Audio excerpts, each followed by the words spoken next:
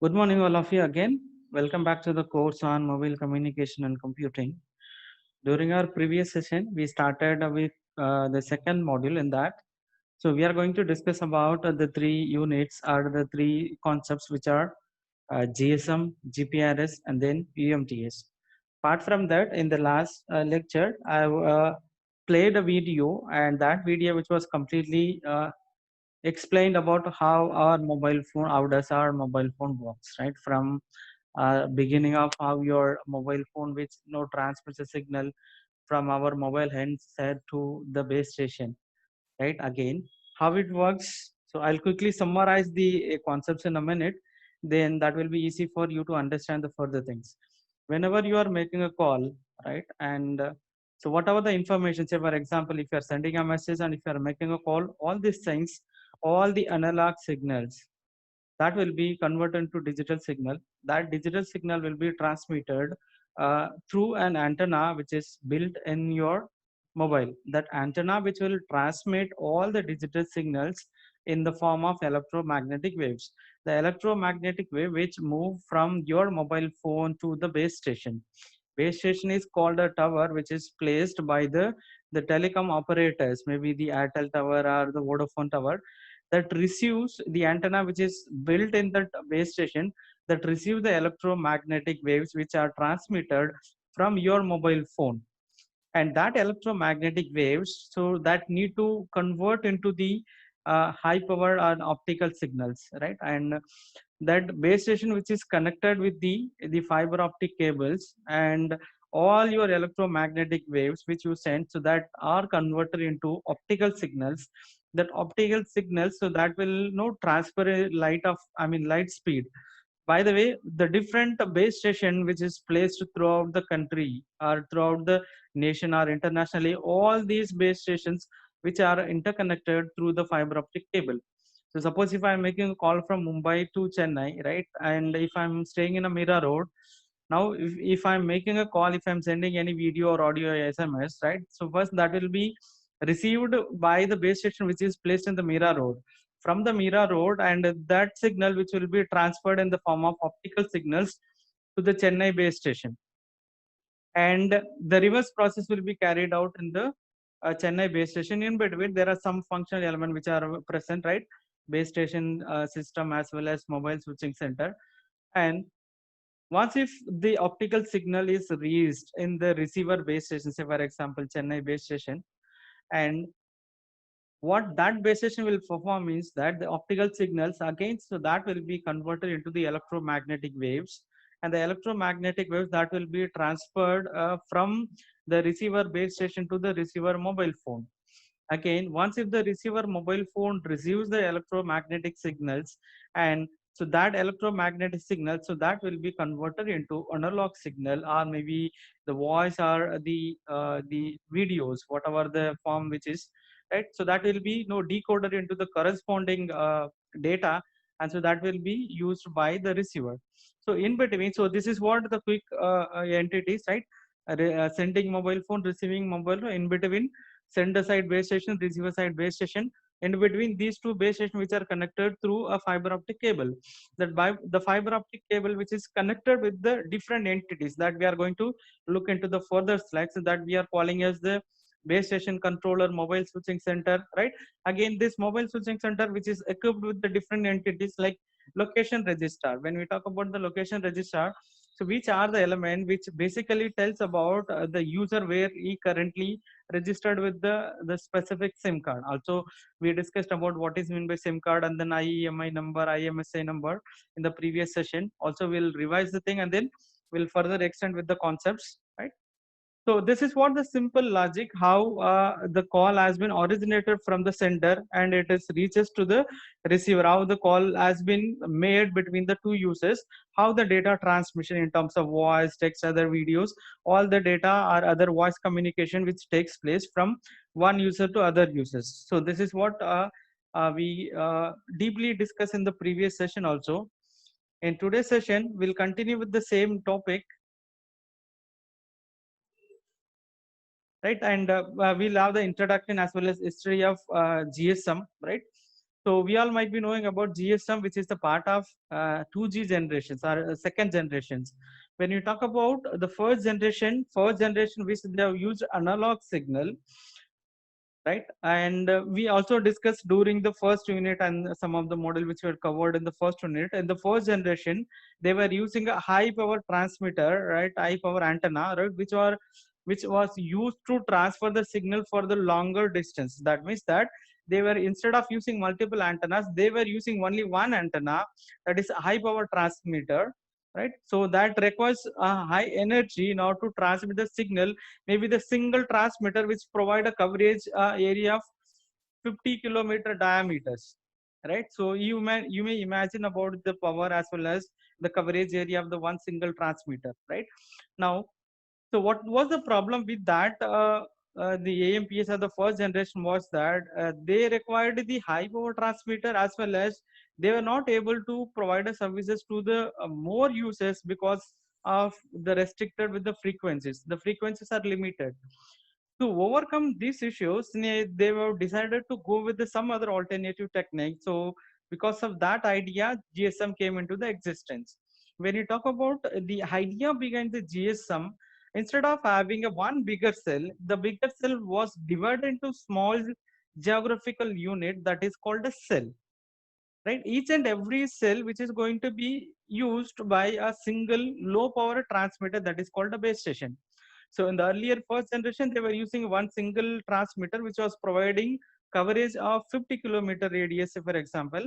And in GSM, instead of having one transmitter, they are going to have 10 base station or 10 transmitter, each and every transmitter base station, which is going to provide just only 1 kilometer of coverage in radius. So what is the reason behind this having the smaller cells means that the frequency which is used in one cell after particular distance, the same frequency which can be used by the other cells. So the concept is called a frequency reuse. All the frequencies are the same frequencies which can be used in other cells without the overlapping distance, right? So to use or to effective use of the available frequencies, they are going with the GSM. Apart from that, in the first generation, they were using analog signals, and in second generation, the GSM, which they started using a digital signal in that. So they were using time division multiple access. So these are the reason behind why the GSM came into the existence in the telecommunication system, right? When you talk about GSM, I'll have the quick history as well as development of GSM. Then we'll have the further discussion on the same, right? GSM is the most successful digital mobile communication system in the world today, and so this almost all whatever the thing which we are using, the 3G, 4G, and then 5G, for all the technology, GSM is the base. So still we are saying that GSM is the part of all these technologies, and it is used by roughly it is used early it was used more than 8 billion peoples, more than 192 countries. Initially, it was named as a groups special mobile in the year of 1982. After that, it was renamed as a global system for mobile communications. That standard, which was completely agreed by the body, which is European Telecommunication Standard Institutions. So during the telecommunication regulation system, we discussed about the two standard bodies. One is ITU, International Telecommunication Union, and the second one is the European Telecommunication Standard Institute. And apart from that, we discussed about one more entity, which is 3GPP, Third Generation Partnership Protocol. So these are the some of the bodies who are intended to regulate the mobile as well as the radio services. And so this name was completely accepted by the ETSI. After that, the GSM was the common name, which is replaced the group special mobile. Now, why we need to have the GSM is that the primary goal of GSM was to provide a mobile phone system that allows a user roam throughout the country and provide a voice services which is compatible with the ISDN and then PSTN system. Now, how many of used the landline phones? What was the problem with the landline phone? When we are having the landline phone cannot be take away from the specific place, because the phone which is going to be fixed, the location of the landline phone which is going to be fixed, because that is connected with the cable wires, telecom wires, right? And if you are taking away from that fixed location, we will not be able to use the landline phone. Apart from that, some of the we can extend some up to some distance. That is the cordless phone. I mean, the receiver may be cordless. You might be having the headset, and then that is the cordless.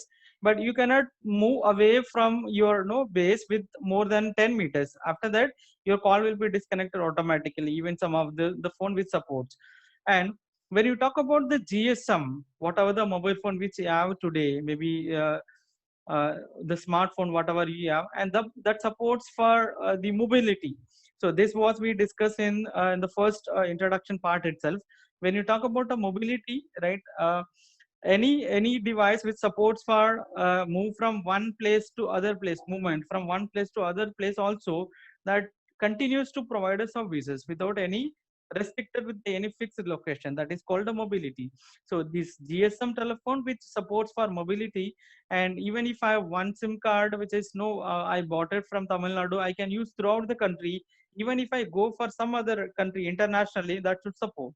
So this is what the basic idea behind the GSM technology. Apart from that, it provides a good voice services. See, when we talk about the first generation using maybe the landline phone or some other the first generation technologies that were intended to provide only voice services. Only you can able to make a call. Other than the voice, you will not be able to do any type of services. Is it possible to have a call waiting in the landline phones? What will happen? Suppose if you are trying to call one person through landline phone, and suppose if the receiving system is, if the receiver is busy, if the opponent person is speaking with someone else, what type of notification you will get? What type of music you will get when you're dialing? Any idea? Suppose if you are dialing to a landline number, if the landline number is busy, what type of notification, what type of sound you will get? Any guess? Any idea? Have you ever tried call landline phone? Is the call waiting is possible in landline? Abdul Aziz? Abdul Aziz? I don't know, sir. Okay, I appreciate your the transparency, but call waiting is not possible in case of landline phone. What will happen? Suppose if I am calling to someone who is having the landline phone, if the receiver is talking in the other call, if suppose if the answer is busy, what you will get? You will get toing, toing, toing, and you will not be able to connect it, right? So this is what happens. Only one user he can able to make a call at a time. So this was the problem with the first generation technology. Along with that, actually the first generation mobile phones as well as the landline phones which are used for only the voice communications. Now the GSM which support along with the voice communication, it supports for the data communication or message communication. You can send SMS, you can send MMS, and then it supports for data, you can access for internet. So these are the other features or other supplementary services, additional services which are embedded with the normal voice communications. Right? Now this GSM also supports for your ISDN, international integrated services digital network. So again, so this is as well as public switching telephone network. So these two are the landline connectivity. When you talk about ISDN, so normally we used to say that ISDN is the broadband connectivity. Right? That means that you will have the broadband connection through the fiber optic cable, your telephone which is connected through the local telephone exchange, as well as PSTN is the public switching telephone network. How your mobile or your landline phone is connected with the local system. Both these ISDN as well as PSTN are the wide telephone services. Along with this, the mobile communications, the GSM which supports for both the wireless communication as well as wired communication. So that is what the good the future or the scope of the GSM. Are you clear with the basics of GSM? Basically, GSM, the idea of the GSM is to replace the single IPO transmitter, and instead of that, they are going to have a multiple cells. Inside the cells, they are going to have one transmitter, and each transmitter they will be using a unique frequency. In order to do the frequency reuse, the GSM came into the existence. Apart from that, other than only the voice communication, the text communication or the data services, internet services, right? Maybe the SMS and then MMS, all other services, maybe call waiting, that we will be discussing in the later part also. The other services which are now integrated with the GSM, right? Now, when we talk about the frequencies of the GSM, there are different variation in the GSM. Out of that, as even we discussed about the different generations, first generation, second generation, third generations. There are two basic generations, or sorry, there are two basic versions. The first one is that GSM 900 and then GSM 1800. When you talk about GSM 900, right, it uses in the megahertz of 890 megahertz to 950 megahertz for uplinks. What is meant by uplink? Anyone quickly write in the chat box. So because these are the terms, unless until you are clear with this uplink and the downlink terminologies, so that will make confuse. Uplink is something that uploading something. What you will do in the upload? You will transfer your data from your place to the maybe the server, maybe or some other locations. That is called uploading. Very similar to that, uplink is the link in which we are trying to transfer information from our mobile phone to the other mobile phone or other uses. That is called uplink. So as I was discussing about the GSM or the mobile phone, which are majorly supports for, or it completely supports for a duplex communication. When we talk about the duplex communication, which supports for both the transmission as well as the reception of the signal, which takes place at the same time. But in order to transfer a signal, they will be using a separate frequency, as well as in order to receive a signal from the receiver, again they will be using a separate frequency, right? In case of GSM 900, we are using this frequency 890 to 915 for uplink, and then 935 to 960 megahertz for downlink. Now, I was talking about the guard band. What is the guard band? And can anyone just quickly summarize, or can anyone just mention what is meant by this guard band?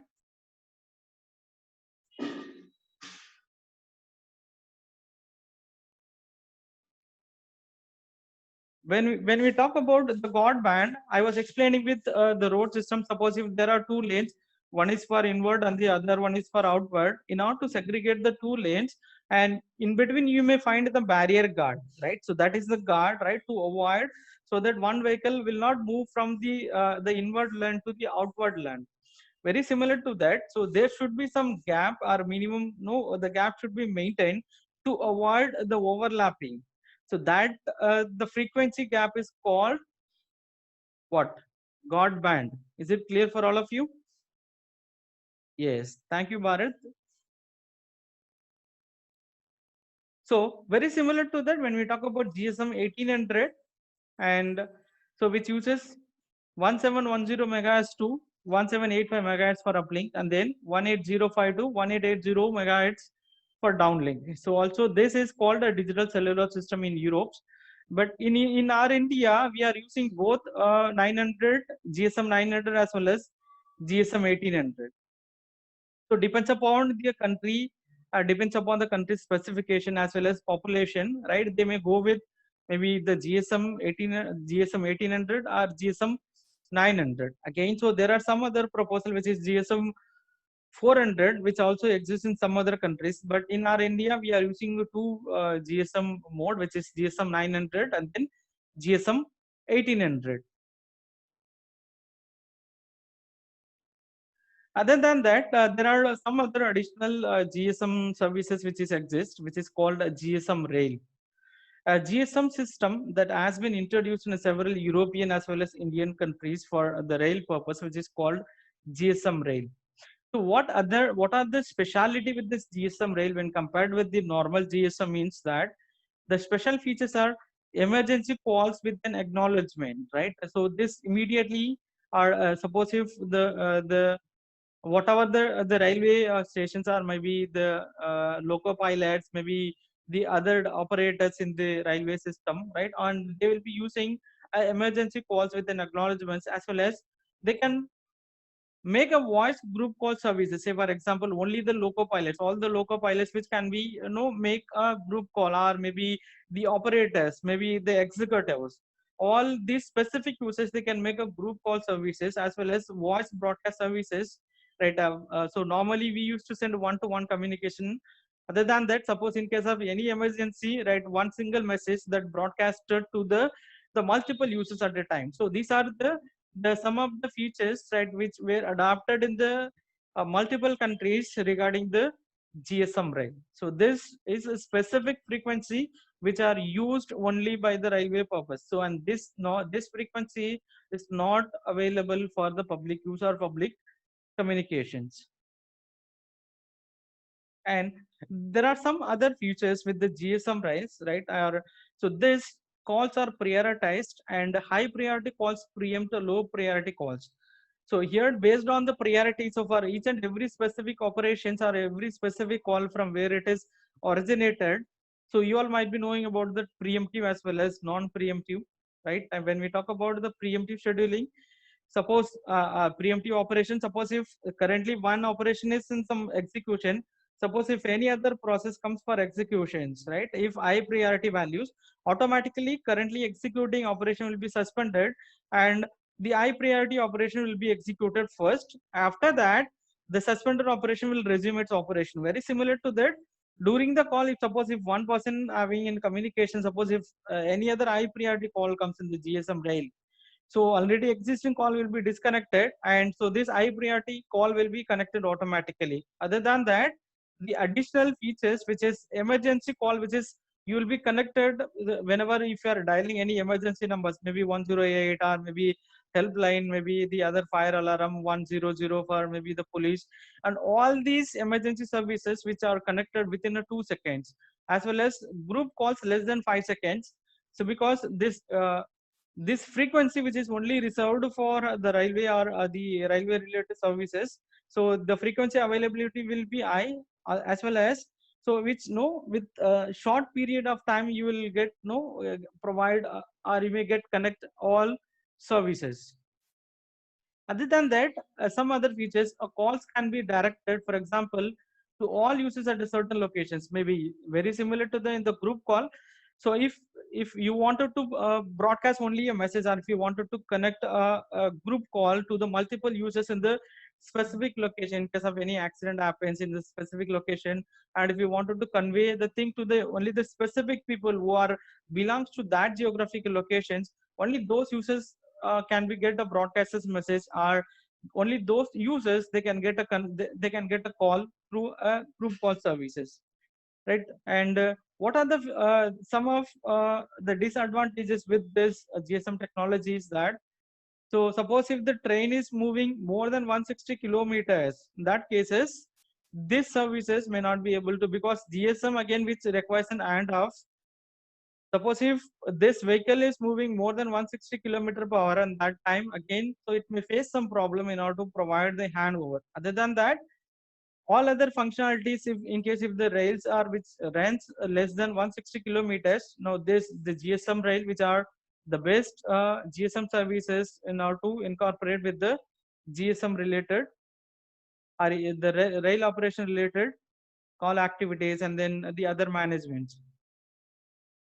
Next, we will discuss about the different services which are provided by the GSM. First, we will be talking about GSM mobile services. So these, so far we were discussing about the services which can be available to the railway sectors. We were talking about GSM 900, GSM 1800. So these two frequencies rates which are given to the public use, or normal people or the citizens, they can make use of the frequencies in order to use their mobile communications. In case of the GSM rail which are used only for the railway communication or the railway network to complete their task. Again, when we talk about the mobile services, so in that we are going to discuss about what are all the services which can be offered or which can be used by the users. So that we are going to discuss under this topic. When you talk about the mobile services, GSM permits the integration of different voice and then data services and the internetworking with the existing networks.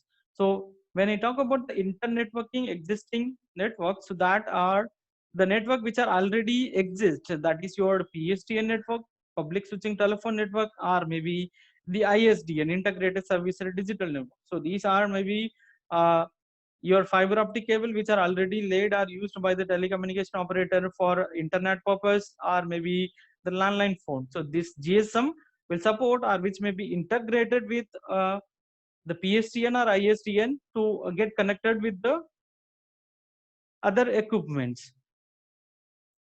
And GSM has defined three categories of services. The first one is that beard services, teleservices, and then supplementary services. All these three services we are going to discuss one by one. And whatever the diagram which is given, so this is a simple reference model, or simple, I could say that combination of all the services. The first one here you can see the T, which stands for terminal equipment, whether that may be your mobile phone or maybe the landline, and then you will be having that mobile terminal which refers to that any maybe the modem which is connected with your the telephone, that is your mobile terminal. And so in between this, the mobile station or the mobile terminal unit, and so that is going to be connected with the existing or internetworking telephones or internetworking infrastructures, whether that could be a GSM PLMN, public LAN mobile network, or maybe that may be connected with the other networks like a transit network, which includes your public switching telephone network or integrated service digital network. Then finally it is going to be connected with the source and destination network, maybe the local exchange operator which is near to the destination, and from that it will be connected to the terminal equipment. When we talk about the terminal equipment, which may be the receiver end entity, whether it could be a mobile phone or whether it may be the landline phone, right? And so these are the different entities which comes under the part of the mobile services. And the later section will detailedly discuss about what is this mobile station, mobile terminal, and the different interfaces. As of now, you listen the interfaces word right here. In between, it uses EM interfaces, AR interfaces, and then here it uses USR interfaces. And when we discuss about the interface topic, and I'll detailedly discuss about what are these interfaces. And basically speaking, the GSM which provides three types of services. The first one is that bearer services, teleservices, and then supplementary services. So this is again the theoretical explanation which is related with the diagram I was explaining about. So again, so the diagrammatic representation of the three services, right, which is the first one is bearer services, teleservices, and then third one is the supplementary services. So we'll discuss about what are the functionalities which comes under that, the bearer services. When we talk about the bearer services, specifically, these are the all the things which are related to the voice communications or non-voice communications, right? It specifies a different mechanism for data transmissions. The original GSM allowing for the data rates of 9600 bits for non-voice services. So I was explaining about during the second generations, what is the data rate for the GSM, the second generation speed, data rate speed? Can anyone remember? Can you recollect it? The speed of 2G communications, the data speed. We are sure that in the first generation, no data services. Again, second generation, they were using near about, I think someone has sent a message, 40 kbps. No, it's near about 13.4, 14 kbps and an average. So here this is 9 kbps for non voice services, right? Other than that, so this was the speed which was achieved in this 2G cellular technology. Other than that, the BRS services which supports for transparent and then non-transparent, or I could say the synchronous or asynchronous data transmission. Now, when you talk about what is this transparent and the non-transparent, when you talk about the transparent BRS services, all the BRS services which are related to the only the data transmission. I am talking about whatever the data packets, whatever the browser you are using, whatever the net you are downloading, whatever the services you are getting through the internet. So that are related to the BRS services. When you talk about the transparent BRS services, which uses only the functions of physical layer. I hope you all recollect the different layers present in the OSI architecture, right? And the present layer, data link network, and then what is that? Session transport, and then presentation applications. Transport, session, presentation, and then applications. Again, when we talk about, so here this transparent BRS services which uses only the physical layer. Now, what are the responsibilities of the physical layer? Quickly, anyone can recollect. It defines the topology, what type of topology which is going to connect, and then it is going to define the bit rate, as well as it is going to define about that what type of medium which are going to use, and what else it defines the topology. What else it does? It defines the communication mode, whether it is a duplex or full duplex or half duplex. Is it clear? So here, whatever the data transmission which takes place in the physical layer, so all these services, all these transmission which are related to the transparent BRS services, right? And what is the problem with this?